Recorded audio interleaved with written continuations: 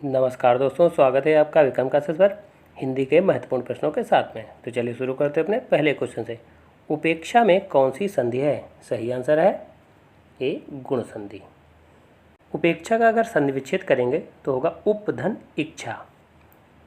धन के ठीक पहले शब्द के अंतिम वर्ण में आ और आ अगर आए और धन के ठीक बाद में ई उ री आए तो वहाँ पर जो है गुण संधि होगी। और उच्चारण में अगर आप देखें तो ए ओ अर ही निकलेगा। अब आप देखें उपेक्षा, जैसे आपने देखा कि ए का जो है उच्चारण निकल रहा है तो वहाँ पर गुण संधि होगी। और संधियों को सबसे अच्छा पहचानने का जो तरीका होता है वो उसका संधि विच्छेद करके होता है। क्वेश्चन नंबर 2, सभी स्वर निम्न में होते हैं। सही आंसर है बी घोष या सघोष। और इसके अलावा अल्प प्राण भी सभी स्वर होते हैं। क्वेश्चन नंबर 3, पंच प्राण में क्या शामिल नहीं है? सही आंसर है डी ज्ञान। पंच प्राण में अपान, समान, व्यान, प्राण और उदान शामिल है। क्वेश्चन नंबर 4, रसोई घर में कौन सा समास है? सही आंसर है सी तत्पुरुष समास।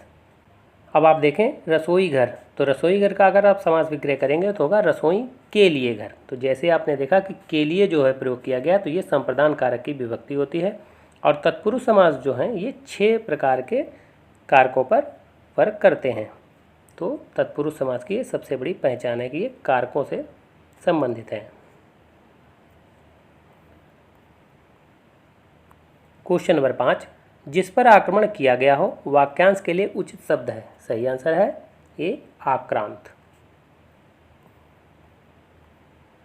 क्वेश्चन नंबर 6, वह कवि जो तत्काल कविता करने में कुशल हो के लिए एक शब्द है। सही आंसर है डी आशु कवि। क्वेश्चन नंबर 7, सैतांत की आत मुहावरे का अर्थ है। सही आंसर है बी बहुत लंबी वस्तु। क्वेश्चन नंबर 8, टिप्पस लगाना मुहावरे का अर्थ है। सही आंसर है ए सिफारिश करना। क्वेश्चन नंबर 9, निम्नलिखित शब्दों में से वर्तनी की दृष्टि से कौन सा शब्द अशुद्ध है? सही आंसर है बी निरापराध, जबकि शुद्ध शब्द है निरपराध। पुष्पांजलि, भास्कर और उज्ज्वल ये शुद्ध शब्द हैं। क्वेश्चन नंबर 10, निम्नलिखित में विलोम शब्दों का मिलान सही नहीं है। सही आंसर है बी अर्जन।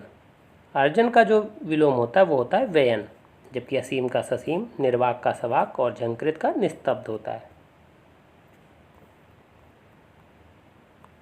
क्वेश्चन नंबर 11, निम्नलिखित में पर्यायवाची शब्दों का कौन सा युग्म सही सुमेलित नहीं है? सही आंसर है सी सूर्य। जो केसरी है ये शेर का जो है पर्यायवाची है, जबकि सूर्य के भास्कर, दिवाकर, मार्तंड, तो इस तरीके से जो है सूर्य के पर्यायवाची हैं। तो सरस्वती का पर्यायवाची महाश्वेता है, हाथी का कुंजर और भमरा का सिलीमुख है। क्वेश्चन नंबर 12, निम्नलिखित में सुई का तत्सम शब्द है। सही आंसर है बी सूचिका, जबकि सूत का जो तत्सम है वो सूत्र है, संत का तत्सम सत्व है और सेंध का जो तत्सम है वो संधि है। क्वेश्चन नंबर 13, मुदित मनोहर मानस देखा निम्न में कौन सा अलंकार है? सही आंसर है ए अनुप्रास अलंकार। अनुप्रास अलंकार का मतलब होता है जहाँ वर्णों की आवृत्ति बार बार हो रही हो, तो वहाँ पर अनुप्रास अलंकार होता है। अब आप इसमें देखें माँ, दा और ना, इन वर्णों की आवृत्ति बार बार हो रही है।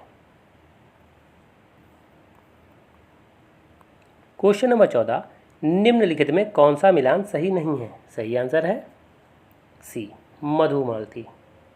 मधुमालती जो रचना है ये मंझन की है, जबकि अपराजिता रामेश्वर शुक्ल की, साकेत मैथिली शरण गुप्त की और आखिरी कलाम मलिक मोहम्मद जायसी की।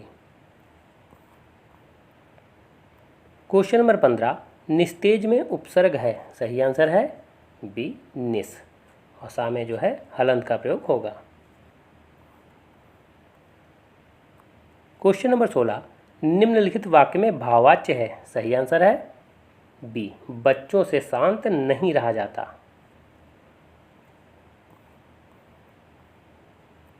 क्वेश्चन नंबर 17, सूरज उगा और अंधेरा भागा निम्न में किस प्रकार का अव्यय है? सही आंसर है सी, समुच्चयबोधक अव्यय। समुच्चयबोधक अव्यय का मतलब होता है जो जोड़ने का काम करें। अंग्रेजी में इसको कंजंक्शन आप कह सकते हैं, जैसे सूरज उगा और अंधेरा भागा। तो आप देखें ये वाक्य जो है और से जुड़ा है, तो और या इस तरीके से अगर जुड़ा हो रहा हो दो वाक्यों का तो वहाँ पर समुच्चयबोधक अव्यय होगा। जबकि अव्यय के जो है यही 4 प्रकार होते हैं: संबंधबोधक अव्यय, क्रिया विशेषण अव्यय, समुच्चयबोधक अव्यय और विस्मयादिबोधक अव्यय।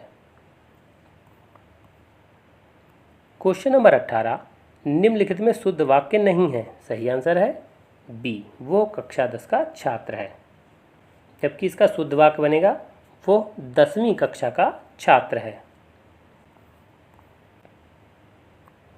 क्वेश्चन नंबर 19, निम्नलिखित में अर्धवृत्तमुखी वर्ण नहीं है। सही आंसर है डी, उ।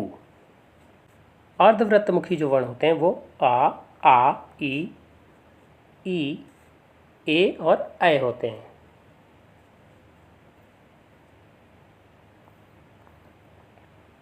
क्वेश्चन नंबर 20, निम्नलिखित में दंत वर्ण नहीं है। सही आंसर है ए, टा। टा जो है ये मूर्धन्य वर्ण है, जबकि ता, था, ता, धा ये सभी दंत वर्ण होते हैं। और दंत वर्ण को सबसे अच्छा पहचानने का तरीका है कि उसमें दा का प्रयोग होता है। क्वेश्चन नंबर 21, एकाकी का स्त्रीलिंग शब्द है। सही आंसर है सी, एकाकिनी। क्वेश्चन नंबर 22, निम्नलिखित में श्रोता का बहुवचन शब्द है। सही आंसर है बी, श्रोतागण।